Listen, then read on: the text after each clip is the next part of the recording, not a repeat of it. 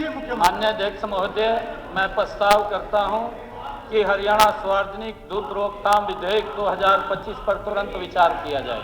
प्रस्ताव प्रस्तुत हुआ कि हरियाणा सार्वजनिक दूध रोकथाम विधेयक 2025 पर तुरंत विचार किया जाए। नहीं, इस बिल पे अगर किसी ने बात करनी है तो रखिए। डॉक्टर साहब, ये रोज रोज का तबसरा नहीं चलेगा आपका।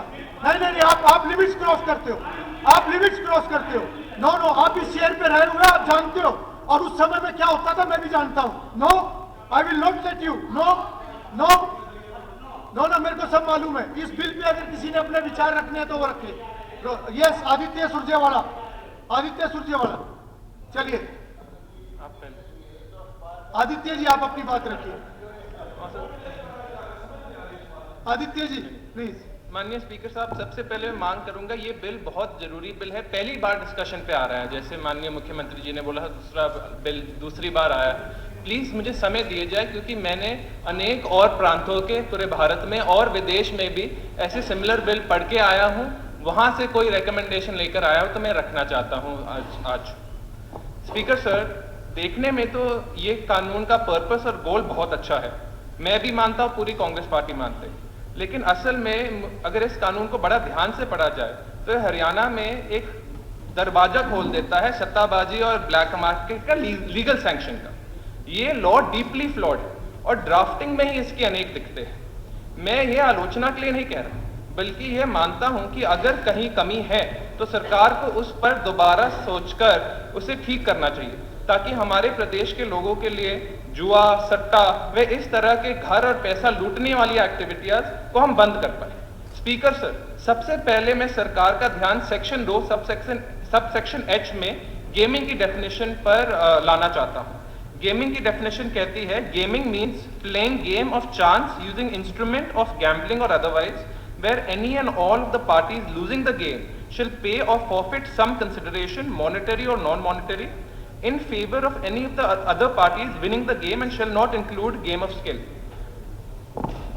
गेमिंग की डेफिनेशन में मटका, सट्टा, कमोडिटी प्राइसेस की कीमतों को लेकर लगाया जाने वाला सट्टा, सोने चांदी और दूसरे मेटल्स की कीमतों पर लगाया जाने वाला सट्टा, स्टॉक और शेयर की कीमतों पर लगाया जाने वाला सट्टा, और पैसे और कीमती चीजों के लेन देन में की शर्त पर लगाए जाने वाले जुआ आदि को शामिल ही नहीं किया गया है।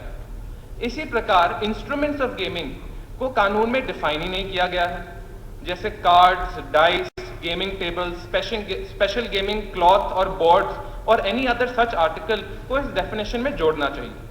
यही नहीं, देश के दूसरे स्टेटों में इसी प्रकार की कॉम्प्रिहेंसिव डेफिनेशंस हैं जिन्हें हमें अडॉप्ट करना चाहिए।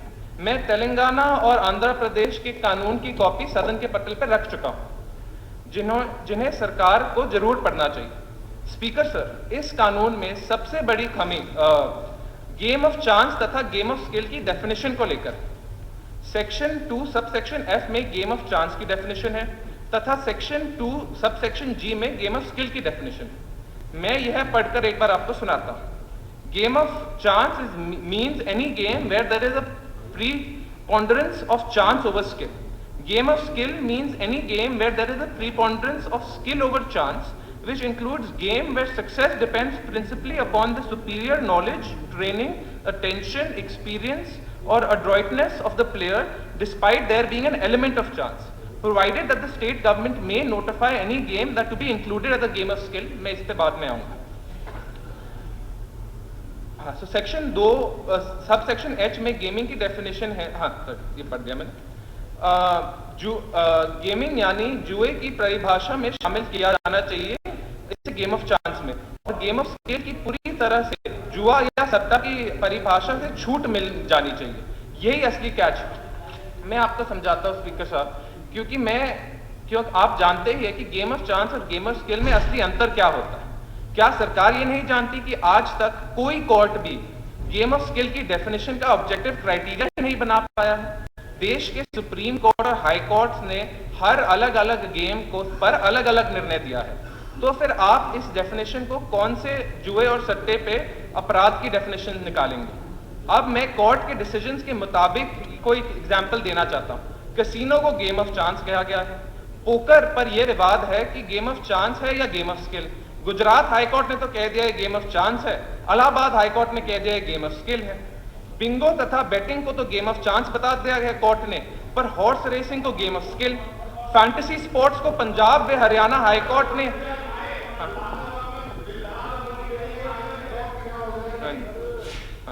पंजाब हरियाणा हाईकोर्ट ने फैंटेसी स्पोर्ट्स को तो गेम ऑफ स्किल कह दिया और बॉम्बे हाईकोर्ट ने इसी गेम को गेम ऑफ चांस कह दिया। अब सुप्रीम कोर्ट का इसका फैसला Gurdeep Singh Sachar versus Union of India में होएगा, पर तब तक तो डाउट ही है। स्पोर्ट्स बेटिंग, जिसका ये बिल की टाइटल में भी चर्चा है, पर स्पोर्ट्स बेटिंग जो सट्टा और सबका सबसे बड़ा बाजार है के बारे में भी अभी तक अदालत में यही विवाद है कि वो गेम ऑफ चांस है या गेम ऑफ स्किल। इसका फैसला भी सुप्रीम कोर्ट में पेंडिंग है तथा Supreme Court Gita Rani versus Union of India के मुकदमा इसका फैसला करेगी। स्पीकर सर, ऐसे ही अधिकतर प्रांतों में गेम ऑफ चांस और गेम ऑफ स्किल के विवाद को लेकर इसका हल भी निकाला हुआ है। प्रांतों ने कानून बनाकर गेम ऑफ चांस और गेम ऑफ स्किल की कॉम्प्रिहेंसिव डेफिनेशन कानून में दे दी, जहां यह भी बता दिया गया कि अमुक चीज गेम ऑफ चांस यानी जुआ है या अमुक चीज गेम ऑफ स्किल यानी जुआ नहीं है, पर मौजूदा कानून में ऐसी कोई डेफिनेशन नहीं।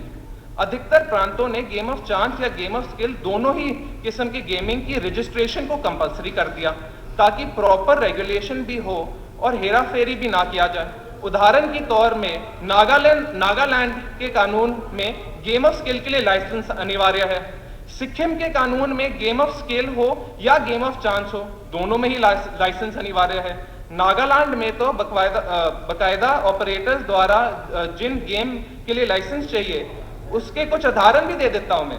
वर्चुअल स्पोर्ट्स फैंटेसी गेम हो गया, chess and sudoku where bets are played हो गया, virtual stocks and money game हो गया, वर्चुअल मिस्ट्री डिटेक्टिव गेम हो गया, ब्रिज पोकर रमी गेम हो गया, वर्चुअल रेसलिंग रेसिंग गेम हो गया। स्पीकर सर, अगर जुआ और सट्टा रोकना है तो हमें इन सब प्रांतों के कानूनों से ध्यान से पढ़ना चाहिए और जो सही है उसे अपनी परिभाषा में शामिल कर देना चाहिए। स्पीकर सर, इसी प्रकार से यह कानून ऑनलाइन व इलेक्ट्रॉनिक कम्युनिकेशन की भी चर्चा करता तो है, पर उसके रेगुलेशन के बारे में इसमें कोई सही प्रोविजन नहीं। क्या सरकार नहीं जानती कि ऑनलाइन गैम्बलिंग अब भारत सरकार द्वारा बनाए गए information technology act 2000 way information technology intermediate guidelines and digital media ethics code rules 2021 से ही गवर्न होता है। Rule 3 sub clause 1 sub clause B sub clause 2 तथा आईटी एक्ट के सेक्शन 87 सब क्लॉज 2 वे सेक्शन 79 सब क्लॉज 2 इस पर भी applicable है। मैं रूल का रेलेवेंट पोर्शन आपको जल्दी से पढ़कर बताता हूं, वो भी मैं पटल पर रख चुका हूं। Is defamatory, obscene, pornographic, pedophilic, invasive of another's privacy, including bodily privacy, insulting or harassing on the basis of gender, libelous, racially or ethically objectionable, relating or encouraging money laundering or gambling, or otherwise inconsistent or with or contrary to the laws in force। तो सरकार ने इस कानून को IT कानून से harmonise कैसे किया? ज्यादातर प्रांतों में तो ये ऑनलाइन गेम पर पूरी तरह ही बैन लगाया हुआ है या फिर इन पे रेगुलेशन की हुई है। मैं कुछ उदाहरण देकर बताता हूँ। तेलंगाना आदित्य जी, तेलंगाना और आंध्र प्रदेश ने सारे देश का अध्ययन किया हुआ। तेलंगाना और आंध्र प्रदेश ने पैसे के खेल जाने वाले ऑनलाइन गेम्स में पूरी तरह बैन किया हुआ है। मेरा विचार तो यह है कि हमें भी ऐसा ही करना चाहिए। तमिलनाडु ने एक कानून बनाया है, the Tamil Nadu prohibition of online gambling and regulation of online games act. ये इसकी भी कॉपी मैं आपको पटल पे रख चुका हूं। तमिलनाडु ने भी ऑनलाइन गैम्बलिंग पे बैन कर दिया है। वे ऑनलाइन गेम्स के लिए तमिलनाडु ऑनलाइन गेमिंग अथॉरिटी को बनाया है, जिसके बकायदा परमिशन ऑफ रजिस्ट्रेशन हो और युवा पीढ़ी पैसे और जुए के लत में ना पड़ जाए। माननीय अध्यक्ष जी, इतने सारे स्टेट्स और सब कुछ कर रहे हैं, हमें भी करना चाहिए। मेरा एक आखिरी पैराग्राफ रहता है, वो मैं आपको बता दूं। उल्ट section 2 sub clause 1 sub clause जी में सरकार ने प्रोवाइजो में खुद के पास यह ताकत रख दी कि वह जिस भी गेम को चाहे उसे गेम ऑफ स्किल डिक्लेयर कर सकते हैं और फिर जुआ खेलने और खिलाने वाले की पूरी छूट हो जाएगी। यह अपने आप ही गलत है, क्योंकि इससे खुलेआम भ्रष्टाचार हो सकता है। और स्पीकर सर, इसी प्रकार कमोडिटी मार्केट्स में भी नाजायज तरीके से सैकड़ों हजारों करोड़ों का सट्टा लगाया जाता है। आखिर में ना किसान को कीमत मिलती, ना गरीब को चीज मिलती। कमाल की बात तो यह है कि कानून के सेक्शन 16 में सरकार के किसी भी कमोडिटी या मेटल के मार्केट में इसका कानून की शर्त से छूट देने की ताकत अपने पास रख ली है।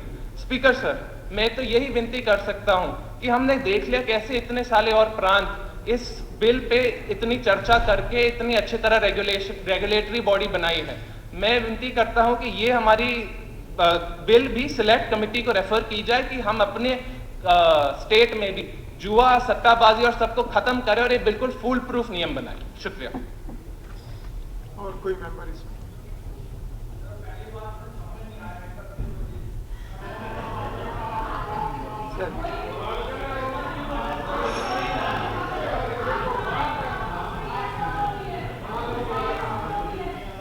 चलिए, प्रश्न है जी। माननीय मुख्यमंत्री, एक मुख्यमंत्री जी कुछ कहना। माननीय अध्यक्ष जी, जो आज ये बिल आया है, ये बिल हरियाणा सार्वजनिक दूध रोकथाम अधिनियम 2025 ये लेकर के आए हैं। माननीय अध्यक्ष जी, हमारा ये मानना है, हमारी सरकार का, कि इस जुए सट्टेबाजी के अंदर बहुत ज्यादा परिवार बर्बाद हो रहे हैं। इसके लिए कानून बने, सख्त कार्रवाई हो, उसको लेकर के हम आए। माननीय अध्यक्ष जी, कई बार इस सट्टे से वातावरण बदलने की भी कोशिश करते हैं। माननीय अध्यक्ष जी, अगर आपके ध्यान में हो, अगर अभी देखें विधानसभा के चुनाव चल रहे थे, सट्टा बाजार ये कही जा रहा था, कहा जी कांग्रेस है कि कांग्रेस है। माननीय अध्यक्ष जी, वातावरण को बदलने का काम, इसके ऊपर रोकथाम लगाने के लिए कि ये प्रभावित ना हो कोई व्यक्ति, उस प्रभावित से भी रोकने का काम इससे होता है। परिवार भी बर्बाद ना हो माननीय अध्यक्ष जी, उसको लेकर के हम ये कानून आए हैं। और मैं बताना चाहूंगा इसके अंदर मैं माननीय अध्यक्ष जी, इसका लाभ भी राजनीतिक रूप से भी लाभ उठाते हैं, और कई परिवार, जैसा मैंने कहा है कि परिवार भी बर्बाद हुए हैं। और सट्टेबाजी, मैच फिक्सिंग, अब माननीय अध्यक्ष जी, भारत पाकिस्तान का मैच चल रहा, परिवार यहां बर्बाद हो रहे, उसके ऊपर मैच फिक्सिंग हो रही। कहीं मैच फिक्सिंग के अंदर ये भी हो जा, कहा भाई तय बैठ जा या गिर जिए। एक वैसे कहानी है, अगर मैं सुनाऊं तो लंबा समय लग जाएगा। हाँ जी, अच्छा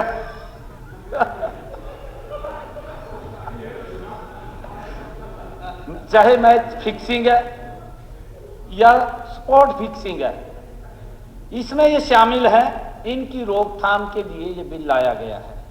और माननीय अध्यक्ष जी, मैं बताना चाहूंगा, इसमें हमने अधिकतम 7 साल की सजा का प्रावधान किया है। जुर्माना जो 7 लाख रुपए से कम नहीं होगा, यह भी प्रावधान किया है। भिन्न भिन्न अपराधों के लिए ये, इसमें कई जो सट्टे के अंदर जुआ सट्टा कई प्रकार के हैं, उसके लिए ये किया गया है। मैच फिक्सिंग या स्पॉट फिक्सिंग के लिए हमने कारावास की सजा का भी माननीय अध्यक्ष जी प्रावधान किया गया है। इसके अंदर 3 से 5 साल तक प्रावधान किया गया है, और 5 लाख रुपए से कम का जुर्माना भी नहीं होगा। माननीय अध्यक्ष जी, सेक्शन 12 में अपराध को अर्जित संपत्ति का जब्त करने का भी प्रावधान हमने इसमें किया है, कि अगर कोई इस प्रकार की उसकी संपत्ति भी जब्त कर ली जाए, ये भी प्रावधान इसके अंदर किया है। माननीय अध्यक्ष जी, क्योंकि जब कानून बनता है, समय समय के ऊपर जिस प्रकार का वातावरण बनता है और उसके अंदर अमेंडमेंट होते रहते हैं, और अगर हमारे कोई इस प्रकार का विषय आएगा तो इस महान सदन के अंदर फिर ये बिल आ जाएगा, उसके अंदर अमेंडमेंट आ जाएगी, कोई ऐसी बात नहीं। मेरा आग्रह है सभी विपक्षी साथियों से कि आप सर्वसम्मति से इसके ऊपर मेज थपथपा करके इसको पास करने का काम करें। बहुत बहुत धन्यवाद। प्रश्न है